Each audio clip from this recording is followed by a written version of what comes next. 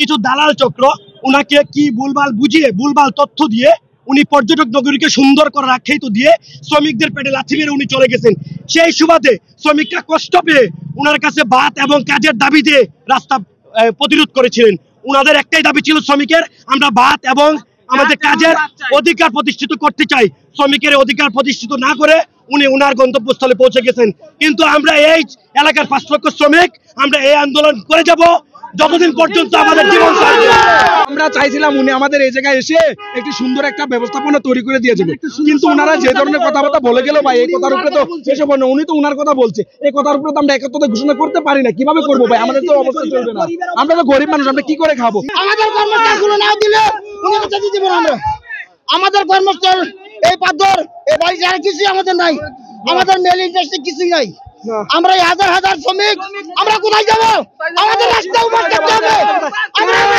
আমরা এই পাথর চাই, আমরা পর্যটক চাই না। উনি আসবে, আমাদের শ্রমিকের আশা আকাঙ্ক্ষা উনি পূর্ণ করবে, কিন্তু এটা উনি করে নাই। উনি আমাদের শ্রমিকের কোনো কথাই শুনে নাই, উনি চলে গেছে। এখানে কিসের পরিবেশ? এখানে আমরা না খেয়ে পরিবেশ করবো? আমরা না খাইয়ে কি পেটে পাথর বানবো? বলেন। এই ঈদে জামা জুতো অ্যাক্সেসরিজের ডিসকাউন্ট।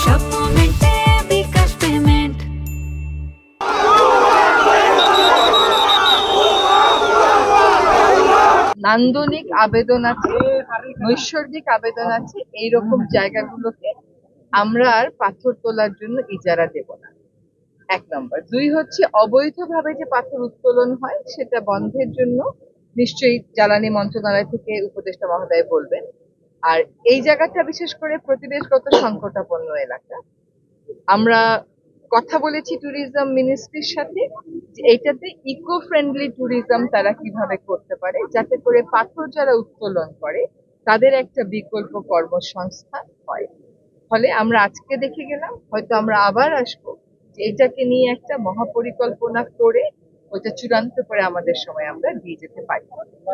আপাতত আমরা এখান থেকে কোনো পাথর উত্তোলন হবে না, এই সিদ্ধান্ত আমরা। দ্বিতীয়ত যেটা, সেটা হচ্ছে যে এখানে যে এই যে ক্রাশার গুলো আছে এগুলোকে দেখাতে সরাতে হবে। এখানে একটা যুক্তি হচ্ছে, আমি জিজ্ঞেস করলাম যে ইয়েকে, ডিসিকে এবং ডিভিশনাল কমিশনারকে, আমি বললাম যে পাথর উত্তোলন হচ্ছে না, কিন্তু এই পাথরগুলো কোথেকে, এই যে ভাঙাগুলো কোথেকে আসছে? তো এগুলো বললো যে এগুলো ইম্পোর্ট হয়ে আসছে।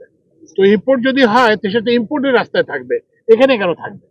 তো এই জন্য আমরা এগুলোর বিদ্যুৎ বিচ্ছিন্ন করে দেব এবং এগুলোকে যেটা বললাম যে এখান থেকে সরানোর জন্য ডিভিশনাল কমিশনারকে বলা হয়েছে এবং এই যে জেলা প্রশাসককেও বলা হয়েছে। এই পাথরের উত্তোলনের সঙ্গে তো শ্রমিক আছে, অনেক শ্রমিক আছে, তাদের এর থেকে এখন যে পরিমাণ লোকের কাজ হয় এই পাথর সংক্রান্ত ব্যাপারে, তার থেকে 2 গুণ দিন, 2 গুণ 3 গুণ এমপ্লয়মেন্ট জেনারেট হবে যদি আমরা এটাকে একটা পর্যটন এলাকাতে এগুলো ডেভেলপমেন্ট করলে ওই সিলেটে যে লন্ডন থেকে যে টাকা আসে তার থেকে বেশি টাকা এখানে উপার্জন করা সম্ভব।